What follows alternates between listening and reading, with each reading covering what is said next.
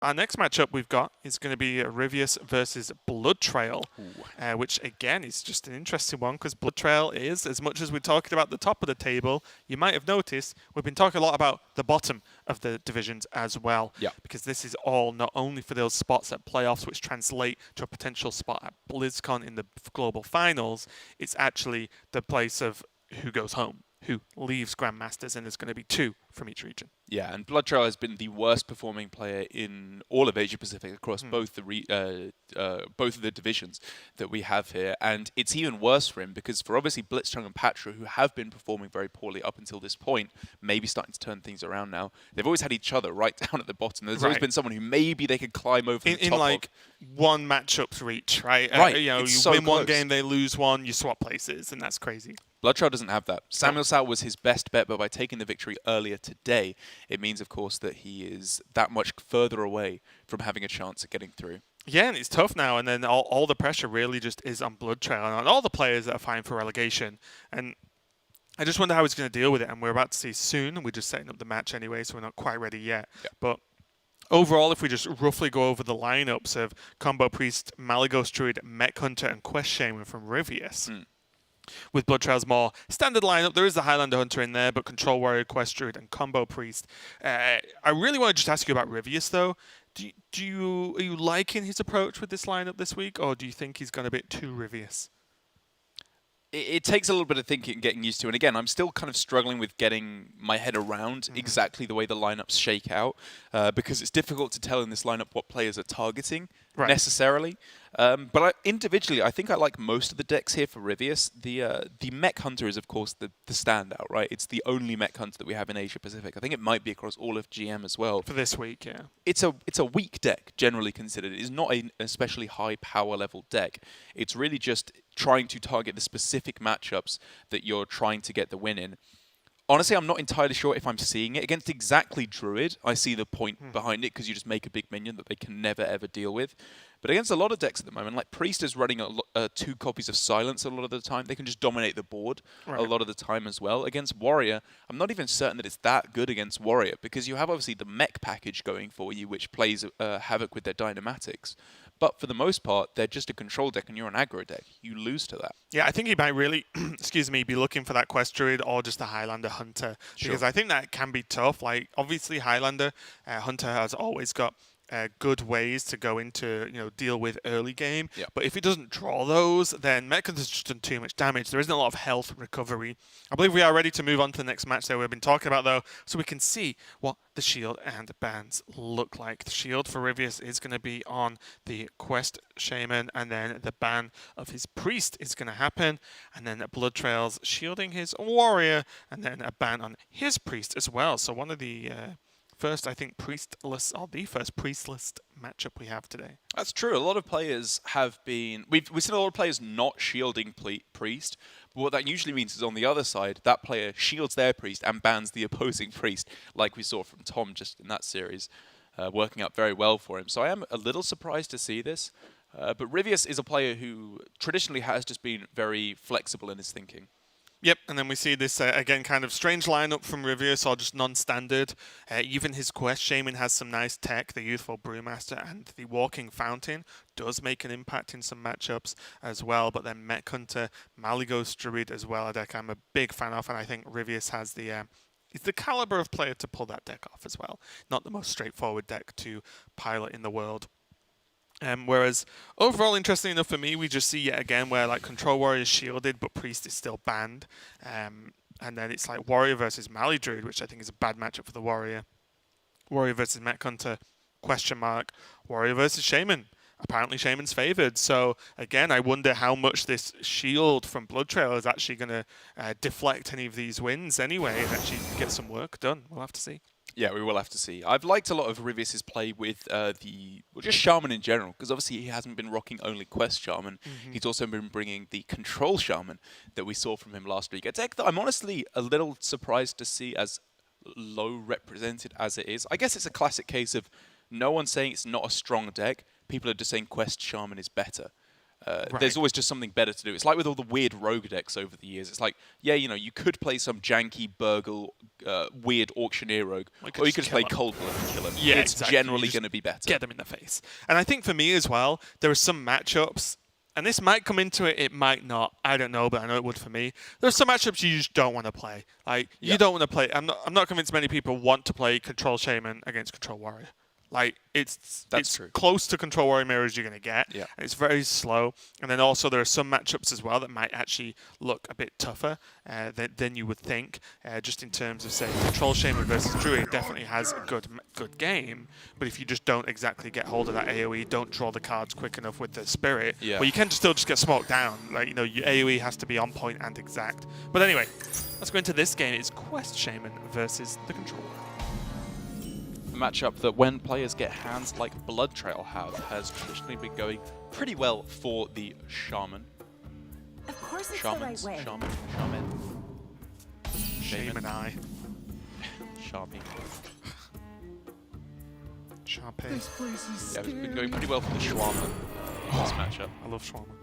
I don't think I've ever actually had it. I only know about it because of Avengers. Oh, really? Yeah. I've had it before. There was a place I used to go to quite often that did really good. It was great, but alas, I go no longer. What? It's just very melodramatic and melancholic in your soliloquy about shawarma. Maybe I should write some of this stuff down. Alas, 'tis the road less travelled by Alexander Raven Bagley. Revan. To the shawarma shop.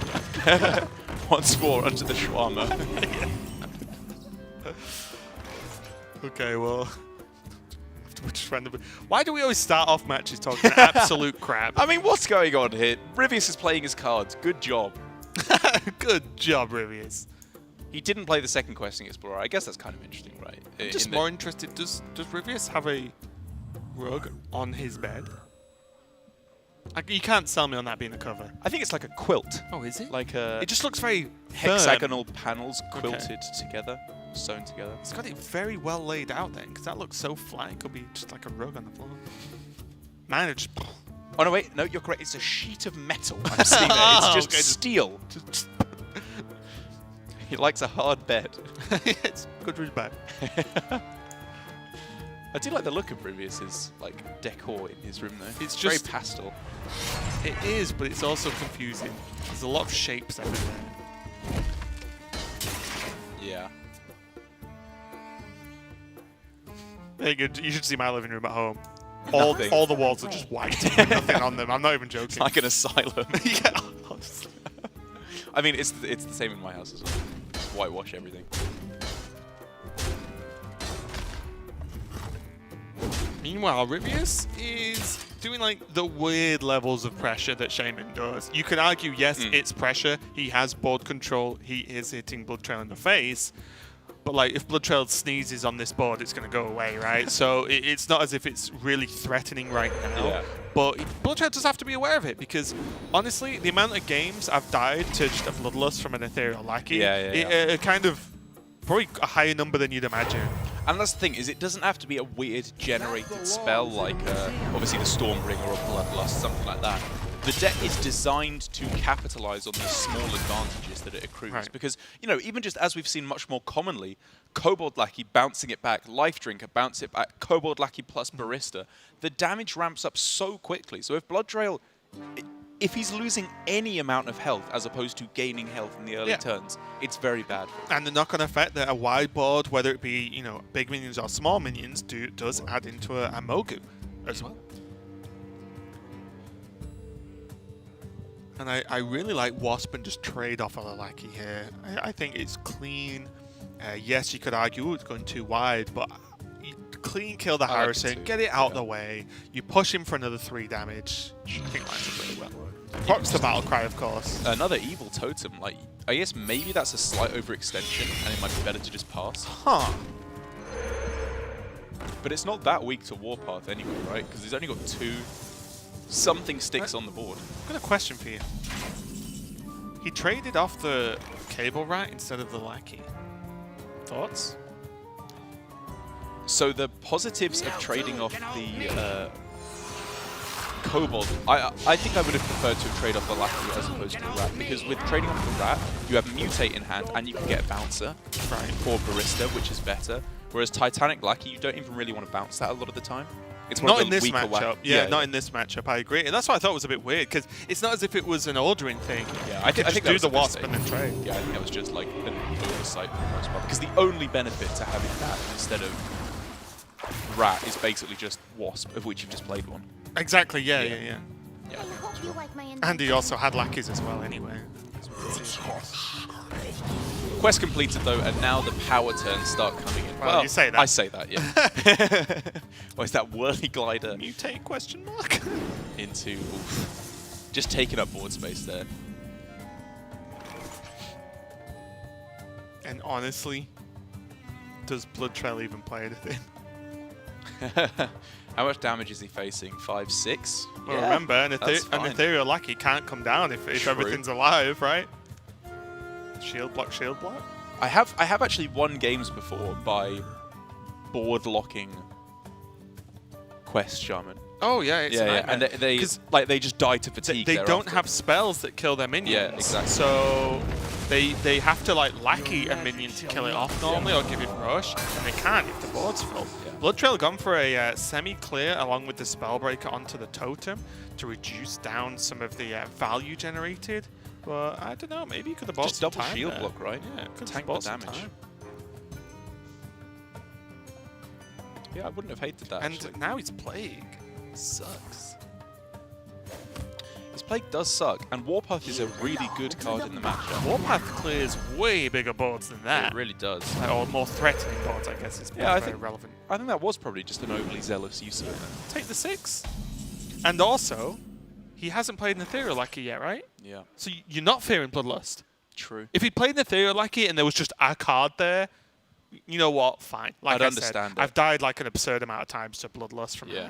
hand. But if Ryvius hasn't played an Ethereal Lackey this game and you lock him out of doing so, I don't know. I think Simon Zhao could have just drawn 2 cards, gained 10 health. BloodTrail. Sorry, BloodTrail. Because I was looking at Simon Zhao's name on my, on my sheet here. BloodTrail could have Yes. survived. Yeah. Yeah, exactly. Yeah. BloodTrail could have just drawn, gained health again, like I agree. basically this turn, and he would have moved a step closer and still have a Warpath. And I think that's a good spot because honestly, I might have brushed over the fact that he used the Warpath so quickly. Badly. There. Yeah, Oh, sorry. well, just not even Jumped necessarily badly. I It's just- got what- a use. It just it did. overzealously, I think, is the word. Like it wasn't necessary. I there. feel like Warpath, using it to clear a board of 1/1s is fine, but Warpath clears most Shaman boards, Yeah. almost no matter what they've done. Even the Shaman's best boards, Warpath clears quite often. Yeah. And that's just one card. Never mind the fact they lost a Plague activator as well. And I think the other thing is that if BloodTrail had just waited a couple of turns, it leads into Tomb Warden turns, or Exactly, like yeah, that's- clear and then. I wanted to see a bridge towards a Tomb Warden turn, Yeah. and then you can play Tomb Warden afterwards, and then play. Obviously, he didn't have it at the time, but we would have seen Sure. another Tomb Warden after that, and so on and so on. Maybe get this Grizzly now as well. This Tomb Warden though is looking pretty bad. Yeah, and then this is, and now the opposite has happened.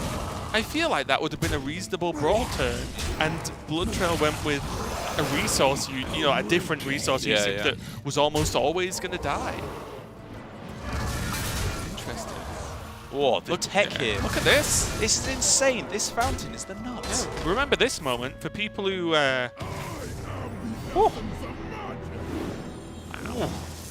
And this is where, again, easy for us to say at this point because it was just a fantastic turn.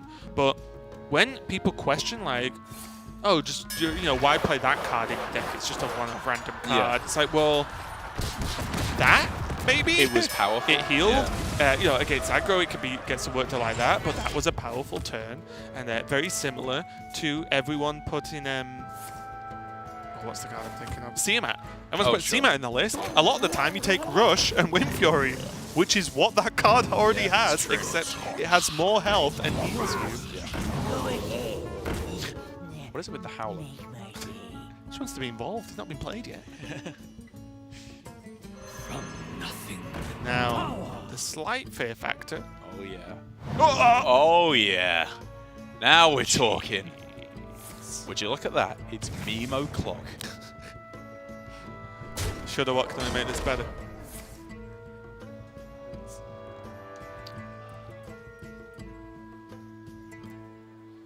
Oh, not shoulda walk, but the second worst. Elysiana's in the game. Oh my god. I was busy fixing We just cast a warrior audio mirror. setup there. You're banned from playing Elysiana in this game, Ryvius. Stop it, Ryvius. Pick the hungry crab instead. So now, not only is the immediate in favor of Ryvius, he has 2 plays of Elysiana up to with Elysiana and then Shudderwalk.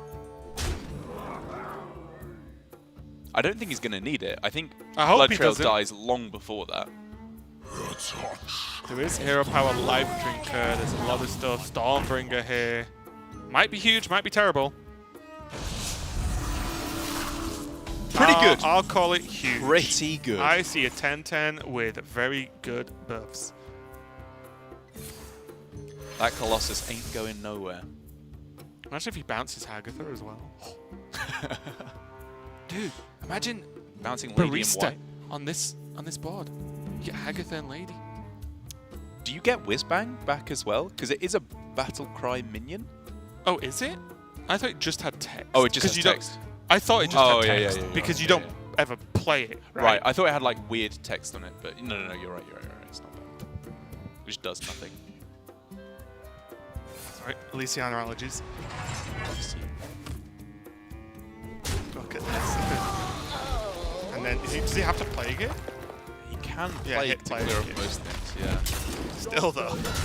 Wow. And that's He's just it. dead. It's too big. That minion, Colossus of the Moon, is so insane. The chunkiest of boys. Yeah. And let's be honest, we're all smiling now, and not particularly because Ryvius won. We tried to be unbiased as always. I am biased against Elysiana, and he didn't need it. Thank God. Yeah, and it does just feel like turn into like one of those cow. Yeah, it does feel like Ryvius over the course of Grandmaster Season 2 has been the more consistent, the better player, in my opinion. And BloodTrail there, you know, the play that we were criticizing him for of using the Warpath too early there to clear off the board, I can see why he did it, because he wanted to clear off the board, didn't just want to tank the damage, and he may have had to use it the next turn anyway.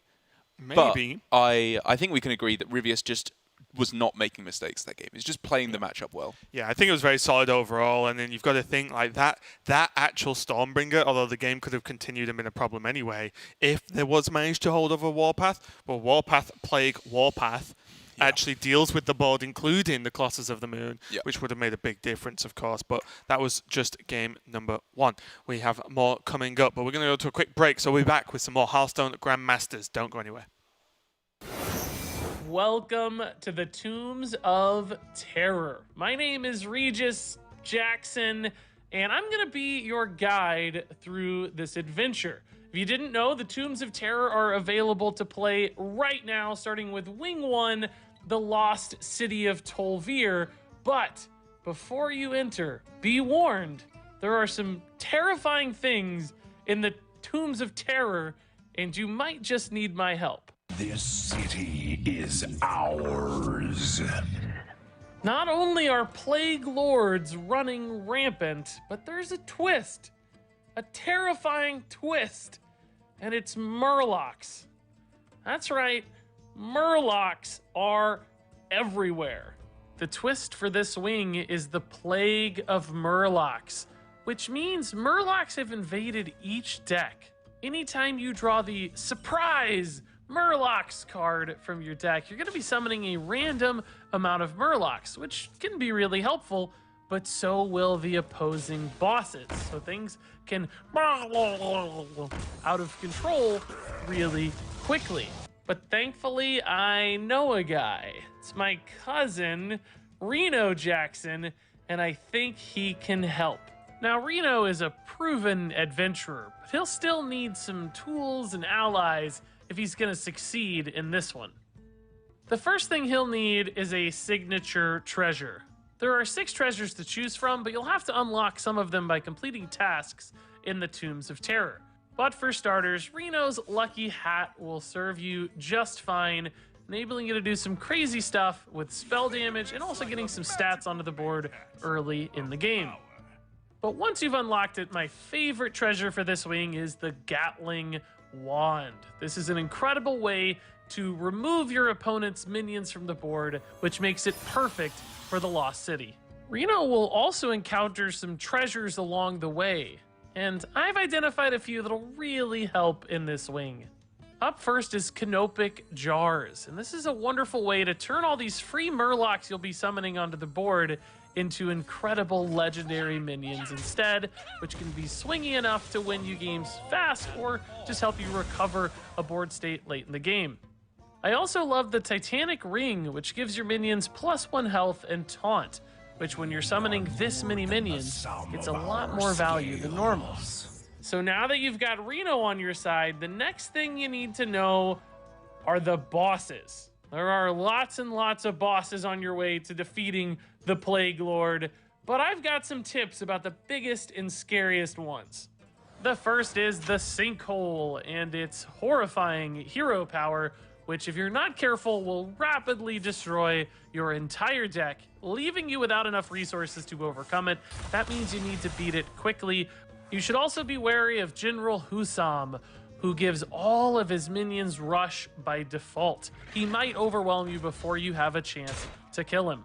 And then finally, we can't forget about the Plague Lord itself, a 3-part boss with 300 health. And although that might seem daunting, don't forget, if you're defeated the first time, you can come back in to the Tombs of Terror, and the Plague Lord will be at the health you left it at. Knowing its hero powers ahead of time can help. The first requires you to kill enough Murlocs to actually damage the boss. The second will summon Scaly Golems, which buff all Murlocs on board, making trades very interesting and often difficult. And then finally, once you've pushed it past 100 health, be careful, the Plague Lord will be able to remove all minions from the board after discounting its hero power sufficiently. Now, keep in mind that discount does not stick through multiple uses, so you can reload boards somewhat safely, but you still have to be mindful of running out of minions before you can kill the boss. Okay, folks, I think that's everything you need to know to safely navigate the Lost City of Tol'vir. But stay tuned. My friend Sir Regis Murgleton might have some tips for future wings in the Tombs of Terror. We are continuing on with Ryvius versus BloodTrail, and Ryvius again just taking the win with that Shaman, just looking pretty solid, got off to a good start. And BloodTrail, there was just a question about whether he could just sit and let that board sort of stew for a little bit longer before he used the clear, but he did. I won't say he got punished for it, but he started to take some damage. Then of course the big Stormbringer was just too much in that last turn to finish it off. So a bit of a difficult one, and if BloodTrail loses this, it's just more nails in the coffin in terms of relegation for him this season. That's right. It is crucial that BloodTrail wins this series, I would say. At 1-8, if he goes down to 1-9, whereas Samuel Sao won his series earlier today, I think at that point it's, even if he wins every single series in the last 2 weeks, 4-0, which seems unlikely given his play thus far, you know, this just has to be a win for him to have any real chance. Yeah, well, he's going to have to kick off the comeback with a Druid mirror, kind of, because Ryvius is playing Malygos Druid, so BloodTrail is going to have a good go of it, in my opinion. I played like, I don't know, well over 100 games of Malygos Druid in the past couple of weeks, and this is, I feel, one of the hardest matchups, because you just don't do anything that they can do to you. They go wideboard with Feoris, or go with even Cenarius and stick a Surger on. It's just too much. Like, a lot of your cards do not impact the massive health that BloodTrail can put onto the board. So is that what you're missing? Is it just the late game powerhouse cards like Cenarius and Feoris? Yeah, because in the mid game, there's a lot of the same stuff going on. There is. The issue is, the second they play one of the big ones, where you don't have one, and your AoE normally doesn't kill it, and then you take a swing, and then you're in the same spot the turn after, so you take another swing, and then you're dead. So that's the real problem, is you often don't go faster in terms of win condition than your opponent as the Malygos Druid, which means that they just beat you up most of the time. It's not unwinnable, but if BloodTrail slams up like one of the big 9 to 10 drops quick, then it's just game. However, if Ryvius were going to be taking this series, or this game, sorry, and I suppose the series as well, this hand seems like a pretty good one to be doing so. It is, and again, we mentioned it the other day, but for me, the real test of a good Malygos Druid player is when and how they use their big resources. Flute can, of course, become a second Malygos for 4 mana. Huge. A lot of the time, it can be an Oasis Surge. Yeah. Maybe even more huge in certain games. So we will see. And of course, if you look at this, Ryvius potentially sticking Oasis Surges and BloodTrail not having minions to play right now is a big deal. Like I said, this matchup is not, you cannot just not win as the Malygos Druid. Like, if you have a good opening and your opponent does not, you're in the game. And I think after seeing that, oh, it's going to go for Nourish, okay. I wondered whether he was going to press the, sort of press the matter here and just say, well, actually, if that was the best you've got, boom, another Oasis with more health. Like, how crucial is Floop to the win condition in Malygos Druid, though? Like, could he have just thrown it away and still had a good chance of winning? I think so, yeah. It's as crucial as Elise, as, you know, Petal, Florist hitting your Mally, you know. Which is to say, not crucial. You just use one of them normally to win the game. Like, if you think about it, right? If you use his Flute, but gets Elise with 2 Moonfires, even with Mally at 9 mana, you go Mally, Moonfire, Moonfire, Moonfire, Moonfire, that's 24 damage. Yeah. Like, from hand. You're still winning. Like, and if you use the Flute, your opponent's probably not on more than 24. Yeah. Now look at this already. Suddenly, a Mally drop, the game ends. Yeah. And he's pretty likely to get it off of Geppetto, right? So what minions does he even have left? Zephyrus? Crystal Merchant? He's playing Elise, right? I'm not going crazy. Yeah. He must be. Yeah, Elise, there's another Anubis. Second Surger. He's only playing one Anubis. Two Crystal. Oh, is he? Yeah. Oh, okay. 2 Crystal Merchants. Played one of those. But he's got a good chance of getting Malygos the cards I normally draw and get angry. But the good thing here is any card is good here. Any card's good. Yeah. They're all good. Oh. The boy. Zephyrus and Elise. That's okay. Elise is still good to get reduced. Yeah, because you can go Mally Elise in the same turn. Exactly. Yeah, it's sick. Like Mally Elise, Moonfire, Moonfire, Moonfire, Moonfire.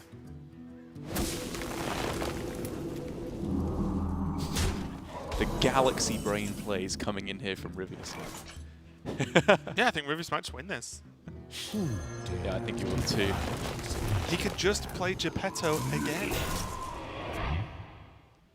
Could just play another Geppetto, yeah. Especially with a Crystal Merchant drawn. He has 100% chance to get Malygos now. It's only Malygos and Oasis Surger, I think, left in deck. He can play them all.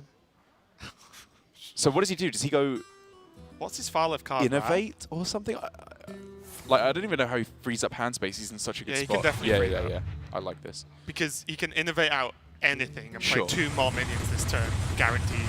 Yes, and then he has both Moonfires in the left-hand side of his hand. Yeah.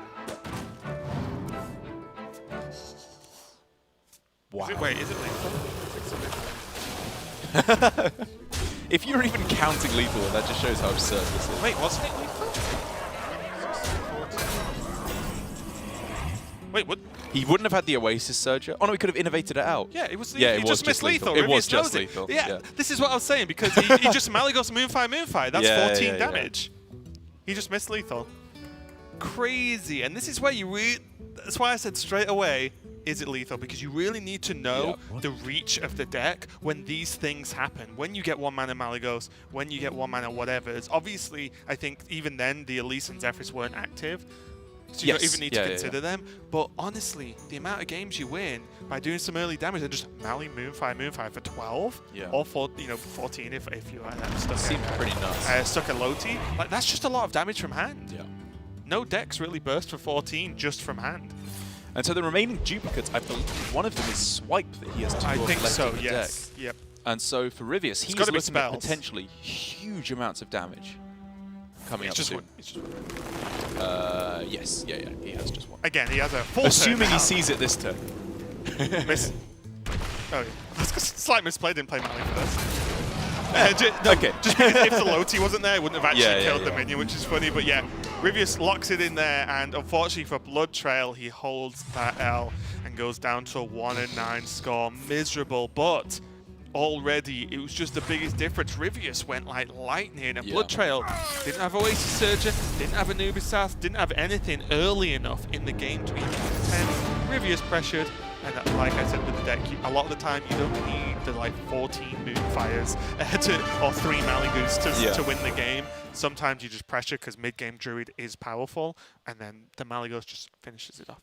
And I think the weird thing is, even though that was one of the more dominant games we've seen so far in Grandmasters, it was one of the worst played games by Ryvius, because all the early turns, it was just handed to him, right? Like, Yeah, you just do play the your stuff. hand. There was Yeah. nothing. It's so hard to misplay that. It was very, very easy turns at the start, and then later on, he like missed lethal at the end there, which was kind of weird. it was- I think overall he still had the right understanding. Like, playing the Floop for the Geppetto was not necessarily so obvious.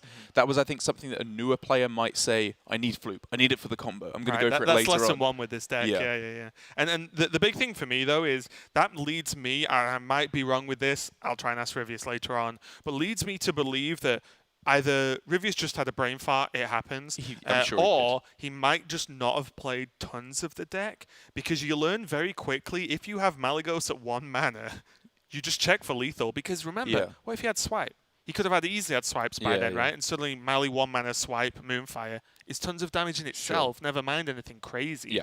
So it's something you learn very quickly with the Geppetto version, that as soon as you play that card and you rip a Mali or an Elise, you just check if it's lethal straight away. He did miss it, but he did catch it in the end, and he was too far ahead for it to be a game-winning or losing for him anyway. Next matchup we've got, though,